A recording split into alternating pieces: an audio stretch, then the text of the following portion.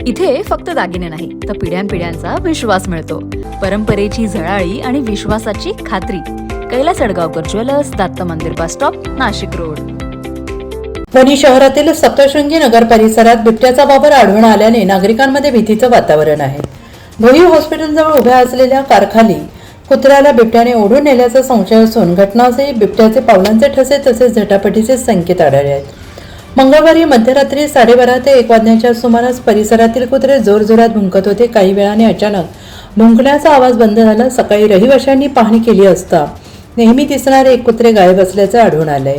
परिसरातील इतर कुत्री भयभीत होऊन लपून बसल्याचे दिसून आले. गेल्या काही दिवसात 3 ते 4 कुत्रे गायब झाल्याचं नागरिकांनी म्हटलं आहे. नागरिकांनी रात्रीच्या वेळी विशेष काळजी घ्यावी, लहान मुलांवर लक्ष ठेवावे आणि एकट्याने बाहेर पडणे टाळावे असे आवाहन वन विभागाने केले आहे.